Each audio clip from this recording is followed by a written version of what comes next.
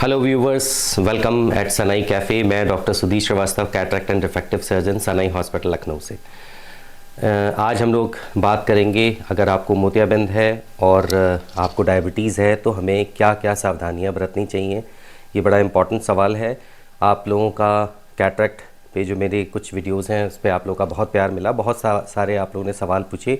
उन्हीं सवालों में से मैंने ये आज का वीडियो तैयार किया है कि डायबिटिक्स, क्योंकि आज अनफॉर्चुनेटली हमारी कंट्री डायबिटीज़ की कैपिटल है वर्ल्ड में। India is a capital of diabetes now days. और ये कोई खुशी की बात, फ़ख्र की बात नहीं है। ये बहुत अनफॉर्चुनेट है कि इतनी बड़ी कंट्री, हम शायद हमारे लाइफस्टाइल की वजह से, कुछ हमारे जेनेटिक्स की वजह से हम लोग डायबिटिक्स कैपिटल बन गए। हमारे यूथ यंग एज में भी डायबिटीज़ हो रही है, मिडिल एज में डायबिटीज़ हो रही है, इंसुलिन डिपेंडेंट डायबिटीज़ भी है, नॉन इंसुलिन डिपेंडेंट डायबिटीज़ भी है। और हम लोग जेनेटिकली भी प्रोन हैं डायबिटीज़ की को हम लोग डायबिटीज़ के लिए। और हमारी शायद कुछ हमारी लाइफस्टाइल ऐसी है जिसमें कि डायबिटीज़ को बढ़ावा मिल रहा है।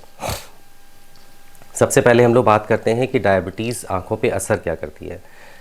डायबिटीज़ बेसिकली जो कैपिलरीज़ हैं हमारी बॉडी में, उनको वो डिज़ोल्व करती है। एक मोटे तौर पे समझने के फॉर्म में आप समझिए कि डायबिटीज़ अगर आपको अनकंट्रोल्ड है तो आपकी एंड आर्टरीज़ यानी कैपिलरीज़ जो आपकी आँखों के, आपकी बॉडी की 4 इंपॉर्टेंट ऑर्गन्स में होती हैं, उनमें आँखें होती हैं, उसके पर्दे के ऊपर होती है। इसीलिए जब पर्दे पे डायबिटीज़ का असर आने लगता है तो उसको हम लोग डायबिटिक रेटिनोपैथी कहते हैं, जिसमें कि कैपिलरीज़ डिज़ोल्व होने लगती हैं, ब्लॉक होने लगती हैं। आँखों के अंदर पर्दे पे स्वेलिंग डेवलप होने लगती है। मैकुला जो हमारा सेंट्रल एरिया है जिससे हम लोग देखते हैं, वहाँ पे स्वेलिंग डेवलप होने लगती है, जिसकी वजह से विज़न इफेक्ट होती है, ब्लड आने लगता है, हेमरेजेस होने लगती हैं। और जो कैपिलरीज़ ब्लॉक होती हैं उनकी वजह से उसके सराउंडिंग एरियाज़ से कुछ एबनॉर्मल ब्लड वेसल्स डेवलप होने लगती हैं, जो कि जिनको जो एबनॉर्मल टिश्यू है और वो उनमें टेंडेंसी होती है ब्लीड करती है। आंखों के अंदर विट्रस हेमरेजेस होने लगते हैं। और साथ में जब वो श्रिंक होती हैं तो आपके रेटिना को भी डिटैच करती हैं, जिसको हम लोग ट्रैक्शनल रेटिनल डिटैचमेंट कहते हैं। तो ओवरऑल डायबिटीज़ आपकी आंखों के लिए बहुत ही घातक है अगर हम डायबिटीज़ को प्रॉपरली कंट्रोल नहीं करते और समझते नहीं हैं। ज़्यादातर लोगों मैंने देखा है कि बहुत शुरुआती स्टेज में डायबिटीज़ के लिए केयरलेस रहते हैं, और अक्सर बहुत लोगों को पता ही नहीं होता कि उनकी बॉडी में सालों से डायबिटीज़ है। और उनको वो रखते हैं कि शायद हमें तो कोई लक्षण ही नहीं है इस चीज़ का। डायबिटीज़ अपने में कोई लक्षण लेके नहीं आती, हमारे शरीर के जो इम्पोर्टेंट ऑर्गन्स हैं उनको जब अफेक्ट करती है तब हमें वो लक्षण पैदा होते हैं। तो जैसे मैंने आँखों में बताया, एक इम्पॉर्टेंट ऑर्गन आई है जिसमें पर्दे पे डायबिटिक रेटिनोपैथी होती है। वैसे ही आपके गुर्दे यानी आपकी किडनीज़ में उसको अफेक्ट करती है। वहाँ पे जो कैपिलरीज़ हैं यानी एंड आर्टरीज़ हैं उनको डिस्ट्रॉय करती है, जिसकी वजह से हमारी किडनी अफेक्ट हो जाती हैं, रीनल ट्रांसप्लांट कराने की ज़रूरत पड़ सकती है। और आपको पता है कि अगर आपकी किडनी अफेक्टेड है तो आपकी बॉडी में कितनी सारी प्रॉब्लम्स, आपको कॉम्प्लिकेशंस होंगे। ब्रेन से आपके टो तक जो नर्व्स जा रही हैं, नर्व सप्लाई है जो कि हमारी सेंसेशंस, हमारी मसल्स और हमारी लाइफ को कंट्रोल करती है, मूवमेंट्स को कंट्रोल करती है। ब्रेन हमारा जो कि पूरी बॉडी को एक तरह से कंट्रोल करता है, वहाँ पे जो एंड आर्टरीज़ हैं, कैपिलरीज़ हैं, उनके इफेक्ट होने की वजह से न्यूरोपैथीज़ होती हैं। इसलिए आपने बहुत लोगों को सुना होगा कि हमारे पैरों में झंझनाहट हो रही है, हमारे पैरों में चोट लग जाती है, हमें सेंसेशंस नहीं हैं। ये न्यूरोपैथीज़ की निशानी हो सकते हैं। और चौथा इंपॉर्टेंट ऑर्गन है वो है आपका हार्ट। उसको हम लोग कार्डियक मायोपैथीज़ कहते हैं या कार्डियक इन्वॉल्वमेंट कहते हैं डायबिटीज़ की वजह से। तो डायबिटीज़ एक ऐसा दैत्य है जो आपके शरीर के एक एक अंग, एक एक सेल को इफ़ेक्ट करता है। और उसमें 4 इंपॉर्टेंट ऑर्गन, आँख, किडनीज़, आपका हार्ट और पूरा नर्वस सिस्टम इफ़ेक्ट होगा। अब ये हमारी ज़िम्मेदारी है कि हम डायबिटीज़ को कैसे कंट्रोल रखें जिससे कि हमारे इन ऑर्गन्स को इफ़ेक्ट ना हो। तो सबसे पहला कोशिश होनी चाहिए कि अगर आपकी फैमिली में डायबिटीज़ है, अगर आपके पेरेंट्स में या आपके फैमिली में जो आपके ब्लड रिलेटिव्स हैं उनमें डायबिटीज़ आपको है तो आपको डायबिटीज़ होने की प्रोबेबिलिटी ज़्यादा होंगी। तो क्यों ना हम वो सारी सावधानियां पहले से बरतें। अगर हम अपनी खान पान में चेंज करते हैं, हम वाइट शुगर अवॉइड करते हैं, खाने में हम टाइमिंग्स को तो मैं आपको एश्योर करता हूँ कि डायबिटीज़ अगर आप अपनी लाइफ में अर्ली स्टेज में अगर आप ठान लें कि मुझे डायबिटीज़ नहीं चाहिए, तो आपको डायबिटीज़ नहीं होगी या बहुत डिले कर लेंगे। तो सबसे इम्पॉर्टेंट रोल है प्रिवेंशन का कि अगर आपकी फैमिली में डायबिटीज़ है तो फिर इंतज़ार ना करें कि वही लाइफस्टाइल फॉलो ना करिए, क्योंकि फिर तो डायबिटीज़ शायद अगर आपके पेरेंट्स में अगर वो 50s में हुई है तो हो सकता है वो 40s में होगी। तो हम अपनी लाइफ में अर्ली चेंजेस ही कर लें। हम खाने पीने की हैबिट्स में फ़िज़िकल एक्टिविटीज़ बढ़ा के भी हम डायबिटीज़ को काफ़ी हद तक डिले कर सकते हैं। तो बहुत इम्पॉर्टेंट है प्रिवेंटिव रोल। प्रिवेंशन भी एक तरह से ट्रीटमेंट का पार्ट होता है। तो हम क्यों ना पहले से अलर्ट हो जाएं और हम अपने को डायबिटीज़ का लेवल अपने माथे पे ना लगने दें, ये बहुत इम्पॉर्टेंट है। दूसरा है कि डायबिटीज़ का आँखों पे ही क्या असर होता है, क्योंकि हम लोग आँखों की बात कर रहे हैं, तो डायबिटीज़ का आँखों पे क्या असर है। तो जैसे जो डायबिटीज़ आपकी वो डायरेक्टली आपके पर्दे को इफ़ेक्ट करती है। पर्दे पे जो कैपिलरीज़ हैं वो ब्लॉक होने लगती हैं, उनकी वजह से पर्दे पे स्वेलिंग डेवलप्स होती हैं, उनको हम लोग एक्सुडेट्स कहते हैं। पर्दे पे स्वेलिंग डेवलप होने लगती हैं। कुछ एरियाज़ में जब कैपिलरीज़ ब्लॉक होती हैं तो वहाँ पे इश्कीमियाज़ होने लगता है, यानी ब्लड सर्कुलेशन नहीं पहुँच पाता। जिस एरिया में ब्लड सर्कुलेशन नहीं हो रहा वहाँ से कुछ ऐसे केमिकल्स रिलीज़ होते हैं, तो जो नॉर्मल एरिया जहाँ पे ब्लड वेसल्स हैं, जो नॉर्मल ब्लड वेसल्स हैं, वहाँ से कुछ एबनॉर्मल ब्लड टिश्यूज़ डेवलप होने लगते हैं, एबनॉर्मल ब्लड वेसल्स डेवलप होने लगती हैं जो फ्रेजाइल होती हैं और वो ब्लीड करने की टेंडेंसी होती है, और हमारी आँखों के अंदर पूरा रेटिना का सिस्टम भी डैमेज हो जाता है। साथ में डायबिटिक्स में कैटरेक्ट फॉर्मेशन भी जल्दी होता है, क्योंकि आपकी एजिंग फास्ट होती है, आपके ग्लोकोमा की पॉसिबिलिटीज़ ही बढ़ जाती हैं। तो बहुत सारे इफ़ेक्ट डायबिटीज़ डायरेक्टली और इनडायरेक्टली आपकी आंखों को करती है।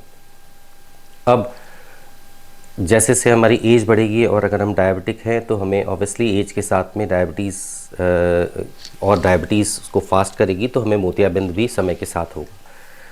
तो अक्सर ज़्यादातर जो पेशेंट्स हम लोग के पास आजकल कैटरेक्ट सर्जरी के लिए आ रहे हैं, अनफॉर्चुनेटली वो डायबिटिक होते हैं। तो सबसे पहले उनका एम होता है कि हमें डायबिटीज़ है और हमें कैटरेक्ट सर्जरी करानी है।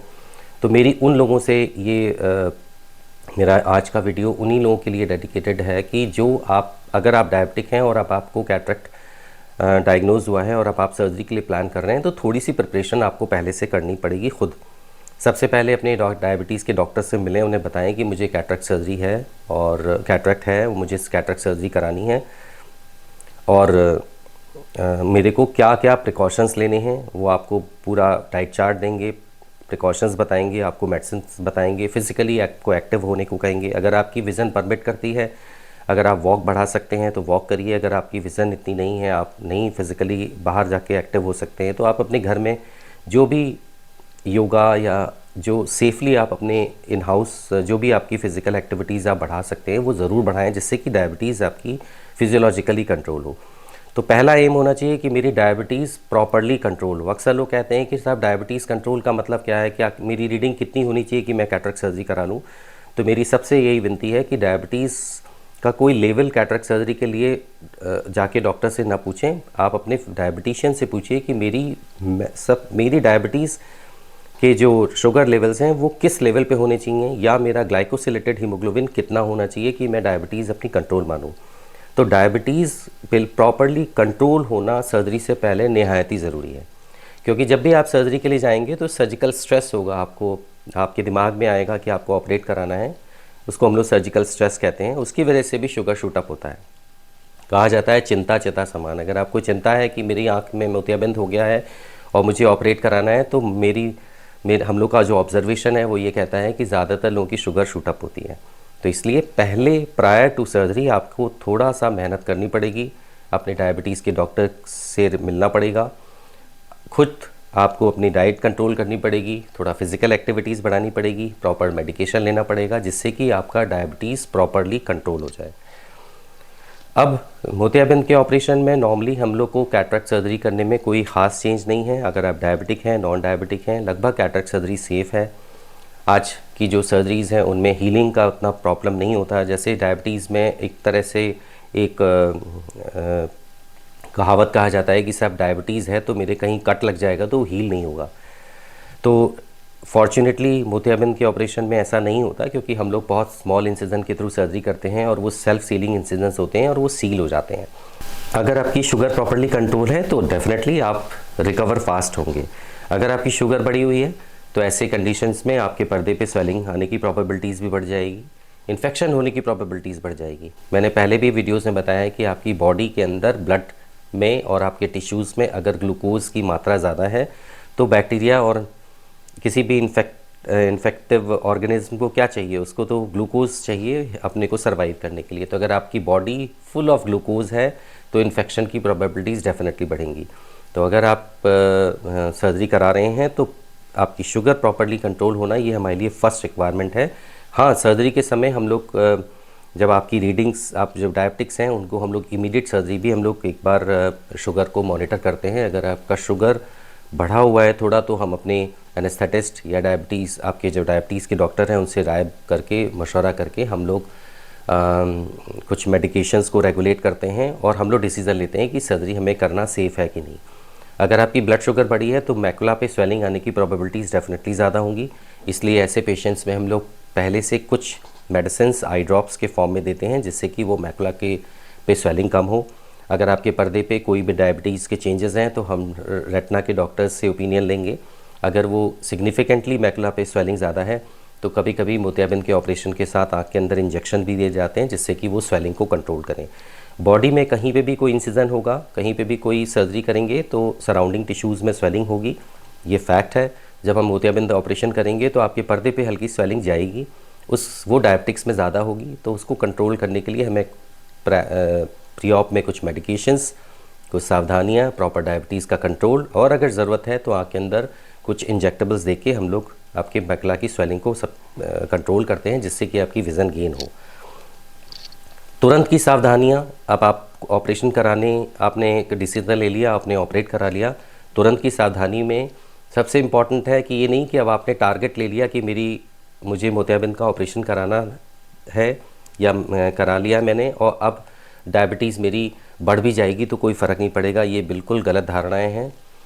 तुरंत में और आगे भी आपको मेटिकुलस कंट्रोल डायबिटीज़ का बिल्कुल कराना है क्योंकि आपकी आई, आपका गुर्दे, आपके नर्वस सिस्टम, आपका हार्ट, ये बहुत अनमोल हैं, बहुत प्रेशियस ऑर्गन्स हैं। तो ये नहीं कि हमने केवल टारगेट लिया कि हमें कैटरेक्ट सर्जरी करानी है, शुगर कंट्रोल हो गई, हमने कैटरेक्ट करा लिया, अब तो हमें जाके घर में लड्डू खाने हैं क्योंकि मैं फ़िट हो गया हूँ, मुझे अच्छा दिख रहा है।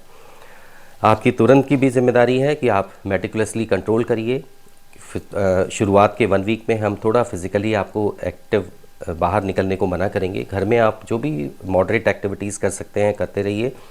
डाइट कंट्रोल पे हमेशा ध्यान रखिए।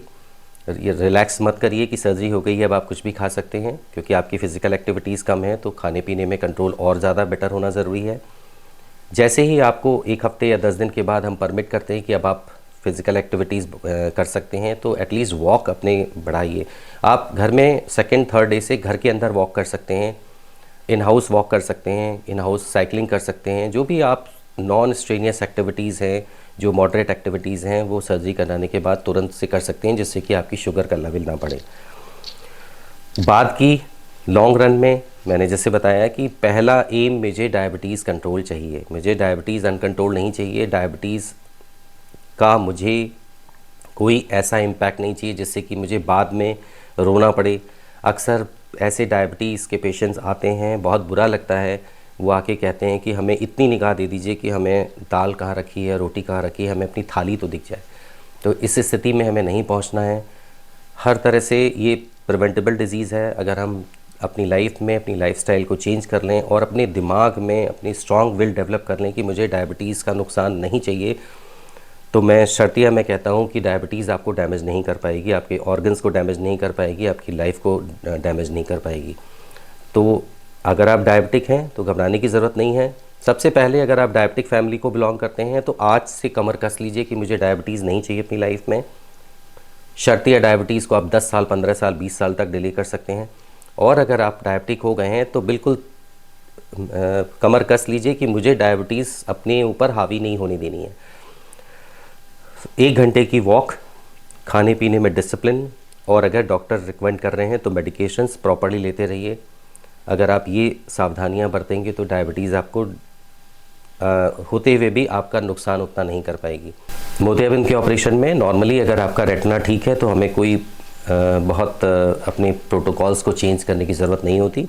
लेकिन अगर आपके पर्दे पे स्वेलिंग है तो हम विट्रोरेटल सर्जन की ओपिनियन से, अगर आपके पर्दे पे नीड है तो हम आपको पहले से प्रायर कुछ मेडिकेशंस देंगे आई ड्रॉप्स के फॉर्म में, और अगर स्वेलिंग ज़्यादा है तो आँख के अंदर इंजेक्टेबल्स भी देंगे। सर्जरी कराने के बाद 15 दिन या करीब 1 महीने बाद जब आपकी आई स्टडी हो जाएगी तो रेटिना का गहन जांच की जाएगी। उसकी जांचों से अगर पर्दे पे कोई भी स्वेलिंग या इश्मिक एरियाज़ हैं तो उनको हम या तो इंजेक्शंस रिपीट करके या हम आपके लेज़र्स करके हम आपके पर्दे की केयर कर सकते हैं। डायबिटिक्स की हमेशा ज़िम्मेदारी है अपने पर्दे की जांच कराते रहना। ये भी एक पार्ट ऑफ डायबिटीज़ कंट्रोल है। ये नहीं कि आपने ब्लड शुगर टेस्ट करा लिया और आप रिलैक्स हो गए कि मेरा शुगर लेवल नॉर्मल है। ग्लाइकोसिलेटेड हीमोग्लोबिन कराना ज़रूरी है जिससे कि आपका कंट्रोल पता लगे कि कहीं बीच बीच में शुगर आपकी बढ़ तो नहीं रही है। और साथ में आपके पर्दे की जांच, जैसे आपके पर्दे की स्थिति है 3 महीने पे या 6 महीने पे या साल भर पे, पर्दे की स्थिति के हिसाब से आपकी डायबिटीज़ का शेड्यूल आपको डॉक्टर बताएंगे, उसको स्ट्रिक्टली फॉलो करिए। अगर आपको आपका शुगर अभी रिसेंट टाइम में डेवलप हुआ है तो एनुअली आप अपना पर्दे की जांच ज़रूर कराएं, क्योंकि ये भी एक डायबिटीज़ का कंट्रोल है। जैसे बाकी टेस्ट किए जाते हैं किडनी के लिए, हार्ट के लिए, वैसे ही आँखों के पर्दे की जाँच भी बहुत इंपॉर्टेंट होती है। और अगर आपके पर्दे पे डायबिटीज़ के चेंजेस शुरू हो चुके हैं तो ये डॉक्टर, आँखों के डॉक्टर आपको बताएंगे कि अब आपको 6 मंथ पे या 3 मंथली आपको पर्दे की जांच करानी है। तो आई होप कि कुछ क्लैरिटी आपको मिली होगी। फिर भी अगर आपके कोई सवाल हैं डेफिनेटली पूछिए। चैनल अगर आपने सब्सक्राइब नहीं किया है तो प्लीज़ सब्सक्राइब करिए, बहुत हौसला मिलता है इससे हमें। और साथ में शेयर करिए, बहुत मेहनत करिए, खुश रहिए। डायबिटीज़ तो बिल्कुल होने नहीं दीजिए। अगर आपने आज 20 साल 30 साल की एज से ही अपनी लाइफस्टाइल में चेंजेस कर लिया तो मेरी मानिए कि डायबिटीज़ शायद आपको छू नहीं पाएगी। और अगर आप डायबिटिक हैं तो घबराइए नहीं, मेहनत करिए, और मेहनत की ज़रूरत है। डायबिटीज़ आपके ऊपर हावी नहीं होनी चाहिए।